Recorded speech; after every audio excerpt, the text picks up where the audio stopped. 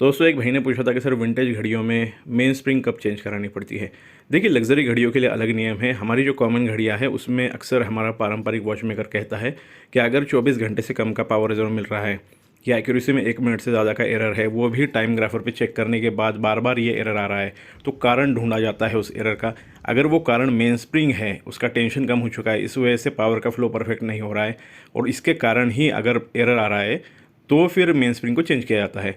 दूसरा कारण होता है रस्ट लग जाना। कई बार मेन स्प्रिंग जो है रस्ट पकड़ती है क्योंकि पानी चला जाता है अंदर, या फिर मेन स्प्रिंग टूट जाती है चाबी वाली घड़ियों में कई बार क्योंकि गलती से आप ज़्यादा फोर्स लगाते हो, तो ये कारण होते हैं। वैसे आमतौर पर विंटेज घड़ियों में मेन स्प्रिंग बदलने की ज़रूरत नहीं पड़ती है। विंटेज घड़ियाँ लोग संभाल के ही यूज़ करते हैं।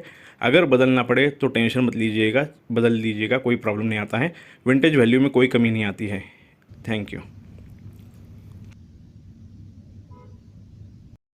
तो दोस्तों कई बार क्या होता है, आप दिमाग में कोई विंटेज घड़ी सोच के किसी सेलर पास जाते हो खरीदने के उद्देश्य से, और वहाँ वो घड़ी उपलब्ध नहीं होती है। तो जो घड़ी उसके पास उपलब्ध होगी ना, वो उसकी इतनी स्तुति करेगा, इतनी तारीफ़ करेगा कि आप कई बार उनके चाल में फंस के वो घड़ी खरीद लेते हो और बाद में आपके समझ में आता है कि ये घड़ी जो आपने खरीदी है ये आपको उतनी ज़्यादा पसंद नहीं है।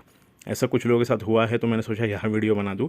देखिए क्या होता है, सेलर जो होते हैं ना, उन्हें अपना परिवार चलाना है, उन्हें अपने परिवार का पेट भरना है, तो वो हर घड़ी की तारीफ़ करेंगे, हर घड़ी की स्तुति करेंगे जो भी उनके पास उपलब्ध होगी।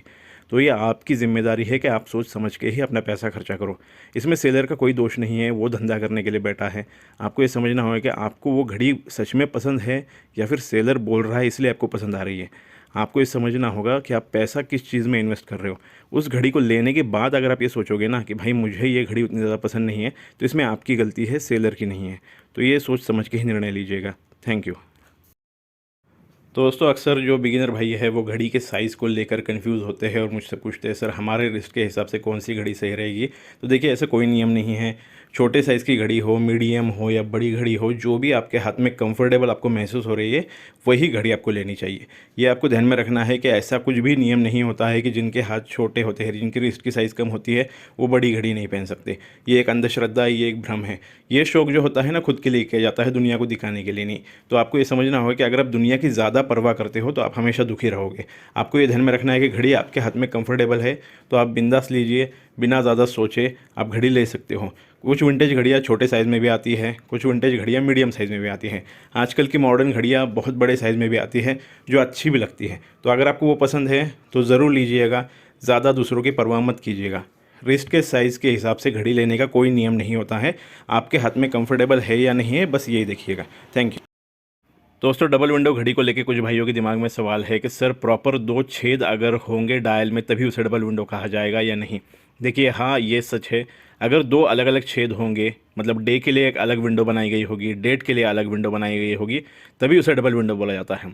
अक्सर आपने जो मेरा रिको का 909 मॉडल देखा है वो डबल विंडो है, या मेरा ओरिएंट का 3 स्टार मॉडल जो देखा था डबल विंडो वाला वो डबल विंडो है, या फिर आप रिको का डायनामिक मॉडल जो देखते हो जिसमें डे ऊपर की तरफ होता है वो डबल विंडो कहा जाता है।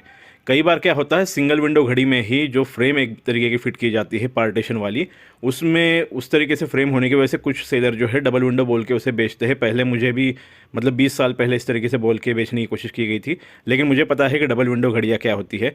तो आप एक्सपर्ट से सलाह लेके ही लीजिए। डबल विंडो घड़ियाँ थोड़ी सी महंगी होती है, लगभग 20 से 30%, ज़्यादा फर्क नहीं होता है। मूवमेंट सेम होती है, बस डे की जगह जो है अलग होती है, इसके वजह से वो अलग दिखती है। Thank you. तो दोस्तों एक सवाल बहुत कॉमन आता है रिको की ऑटोमेटिक घड़ी जो होती है डेट वाली, उसके बारे में कि सर बटन जो है जाम हो चुका है या फिर बटन ख़राब हो चुका है और हम डेट को जो है चेंज नहीं कर पा रहे, तो ऐसे में हम लोग क्या करें। किसी कारण से हम लोग जो है वॉच मेकर पास नहीं जा पा रहे, तो ऐसे में इमरजेंसी में हम लोग जो है अगर हमें डेट चेंज करनी हो तो कैसे कर सकते हैं। मैंने इसके ऊपर एक स्पेशल वीडियो बनाया है, रिको की घड़ी में अगर बटन ख़राब हो जाए तो डेट कैसे चेंज करें, यही टाइटल है। थंबनेल भी आपको दिखा देता हूँ। साथ ही मैं आपको रिक्वेस्ट करूँगा कि ये ओरिएंट के साथ मत कीजिएगा। जो ट्रिक मैंने उस वीडियो में दिखाई है वो सिर्फ रिको के लिए है। रिको के एक्सपर्ट वॉच मेकर ने मुझे ये ट्रिक सिखाई थी, इसलिए मैंने वीडियो में आप लोगों को दिखा दिया है। इमरजेंसी में यूज़ कीजिएगा, खासकर जब आपको जो 30 तारीख के बाद 31 तारीख को स्किप करना पड़ता है, या फरवरी में जो 28 तारीख होती है उसके बाद 29 और 30 और 31 को आपको स्किप करना पड़ता है, तब आप आजमा सकते हो। अगर आपको ज़्यादा प्रॉब्लम है तो वॉच मेकर पास जाके ही ठीक कराइए, रिस्क मत लीजिएगा। Thank you. दोस्तों एक भाई ने HMT तारीख के मेंटेनेंस के बारे में पूछा था। देखिए HMT तारीख हो या रवि हो, ये डेट वाली जो घड़ियाँ हैं ना, इनका मेंटेनेंस चाबी वाली नॉर्मल घड़ी की तरह ही है, ज़्यादा फ़र्क नहीं है। फ़र्क बस इतना है कि अगर मान लीजिए 1.5-2 महीना आपने घड़ी को बंद रखा था, तो आप जब कांटे फ्री करते हो ना, तो कांटे आपको जो है सीधे दिशा में ही घुमाने हैं, उल्टे नहीं घुमाने हैं। जैसे हम लोग जो है ऑटोमेटिक घड़ी के बारे में कांटे सीधे घुमा के ही फ्री करते हैं, वैसा इसमें आपको नियम पालना पड़ेगा। बाकी आपको कुछ ज़्यादा फ़र्क नहीं है। 4 साल में सर्विस करानी है और हफ्ते में कम से कम एक बार जो है चाबी देके इसे रखना है, अगर आप बॉक्स में रखते हो तो। अगर आप डेली यूज़ करते हो तो कुछ भी सोचने की ज़रूरत नहीं है, डेली यूज़ करो, कुछ आपको ज़्यादा इसमें चिंता की ज़रूरत नहीं है। ये घड़ियाँ नॉर्मल चाबी वाली घड़ियों की तरह ही ईमानदार है, इनमें कोई मेंटेनेंस का ज़्यादा इशू नहीं है, कोई प्रॉब्लम नहीं आता है। 4 साल में सर्विस ज़रूर कराया करो, इतना ध्यान में रखिएगा, और पानी से दूर रखिएगा। Thank you. दोस्तों बिगिनर भाइयों के लिए एक टिप है। देखिए ऑटोमेटिक जो घड़ियाँ होती है ना, आप वॉच कलेक्टर हो, मुझे पता है आपके पास शुरू में कम घड़ियाँ होती है, बाद में ज़्यादा घड़ियाँ हो जाती है। तो ऑटोमेटिक घड़ी को कभी भी डेली चाबी नहीं दी जा सकती, भले ही वो नई घड़ी हो या विंटेज घड़ी हो। ऑटोमेटिक घड़ी को क्योंकि आप कलेक्शन में रखते हो, बॉक्स में ही होती है, तो हफ्ते में एक बार चाबी दी जाती है ताकि मूवमेंट रनिंग में रहे। कुछ लोग ये गलती कर रहे हैं कि वो डेली सुबह घड़ी को चाबी दे रहे हैं, तो ये गलती आपको नहीं करनी है। इससे ऑटो वेंडिंग मैकेनिज्म के ऊपर लोड आएगा और वियर एंड टियर बढ़ जाएगा आपका। जो घड़ी 30 साल बाद खर्चा निकालने वाली है, वही घड़ी 5 साल में खर्चा निकालेगी, तो ये गलती मत कीजिएगा। ऑटोमेटिक घड़ियों को रोटर के ज़रिए ही वाइंड होना चाहिए डेली यूज़ करके। अगर आप डेली यूज़ नहीं कर सकते, हफ्ते में एक बार ही उसे रनिंग में रख रहे हो, तब आप उसे चाबी दे सकते हो।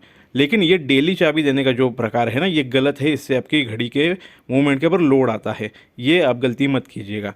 तो ये ध्यान में रखिए, हफ्ते में एक बार चाबी देना सही है। अगर आपको डेली यूज़ करना है तो हाथ में पहन के यूज़ कीजिए या फिर वॉच वाइंडर ले लीजिए। Thank you. तो दोस्तों रीको की घड़ी आप पानी से दूर रखा करो। ये मैं आप लोगों को जो कहता हूँ ना, एक उदाहरण दिखा रहा हूँ। ये मेरे दोस्त की घड़ी की मूवमेंट है, आप देख सकते हो साइड से पूरी तरह से रस्ट पकड़ चुका है मूवमेंट में। हल्का सा पानी चला गया था वॉश बेसिन में हाथ धोते वक्त, आप देख सकते हो रस्ट किस तरीके से शुरू हो चुका है। ये जो है ना, ये पुरानी घड़ियाँ जो है ओमैक्स, रीको, हेनरी सैंडोज़, कैमे और भी दूसरी कुछ है, उनमें ये प्रॉब्लम है और आपको समझना होगा। हर घड़ी एक जैसी सेम नहीं होती है। कुछ घड़ियाँ जो होती है उनमें हल्का सा भी पानी चला जाए तो मूवमेंट जो है रस्ट पकड़ना शुरू करती है, तो आपको समझना होगा। रीको की घड़ियाँ सबके लिए नहीं होती है, हर कोई उसे संभाल नहीं सकता है। अगर आप वॉश बेसिन में हाथ धोते वक्त घड़ी को निकाल के नहीं रख सकते तो रीको लो ही मत। आप डायरेक्ट एक काम करो, सेइको की घड़ी ले लो जिसकी वाटर रेजिस्टेंस लेवल अच्छी होगी। ऐसी रीको सबके लिए नहीं होती है।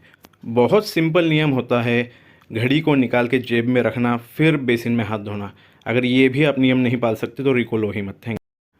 दोस्तों आप लोगों से एक रिक्वेस्ट है, अगर आप कभी डोनर वॉच के लिए, डोनर मूवमेंट के लिए मुझे कांटेक्ट कर रहे हो ना, भले वो HMT की चाबी वाली घड़ी की मूवमेंट हो या रीको की ऑटोमेटिक घड़ी की मूवमेंट हो, मेरी एक रिक्वेस्ट ये है कि आपका अनुभवी होना बहुत ज़रूरी है।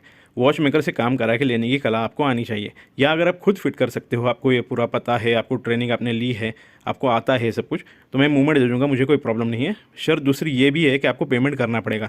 ये झूठी उम्मीद मत रखिएगा कि ये सब जो है आपको फ्री में मिल जाएगा। मेरे यहाँ मैं पेमेंट लेने के बाद ही पार्सल पैक करता हूँ, या फिर आपका जो बंदा आएगा उससे मैं कैश पेमेंट लूँगा, उसके बाद उसके हाथ में जो है जो भी घड़ी होगी डोनर वॉच या मूवमेंट जो है वो दूंगा। अब पिछली बार एक व्यक्ति ने कांटेक्ट किया था लेकिन उसे मुफ्त में ही चाहिए था, रीको की ऑटोमेटिक घड़ी की मूवमेंट उसे मुफ्त में चाहिए, तो ऐसा नहीं होता है। रीको की मेरे पास जो है एकदम ओल्ड मॉडल जो आता था ना, जिसमें साइड में आंकड़ा होता था डे के, वो भी मिल जाएगी। चाबी वाली जो HMT की घड़ियाँ होती है उसकी भी 3-4 मूवमेंट मेरे पास है, वो भी मिल जाएगी। शर्त यही है कि आप अनुभवी होने चाहिए। Thank you. तो दोस्तों एक भाई ने कांटेक्ट किया था, सर मेरे पास एक रेप्लिका घड़ी थी, वो मेरे हाथ से गिर गई, गिरने के बाद से उसके कांटे बहुत फास्ट घूम रहे हैं, मुझे बार बार चाबी देना पड़ रहा है क्योंकि मेन स्प्रिंग पूरी तरह से खुल जा रही है। जितनी भी बार चाबी दो वो 1 मिनट के अंदर ही पूरी तरह से मेन स्प्रिंग खुल जा रही है। तो ये क्यों हो रहा है? देखिए आपकी घड़ी गिरने की वजह से या तो एस्केपमेंट व्हील उसका एक्सेल टूट गया होगा, या पैलेट फोर्क के जो 2 रूबी होते हैं उसमें से एक रूबी कोई निकल गया होगा।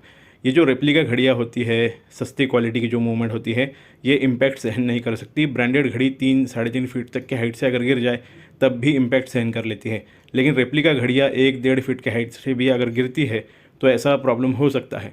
तो इसीलिए आप जो है वॉच मेकर पास जाइए, वॉच मेकर प्रॉब्लम को चेक करेगा, जो पार्ट अगर मान लीजिए ख़राब हो चुका है उसे रिप्लेस कर देगा।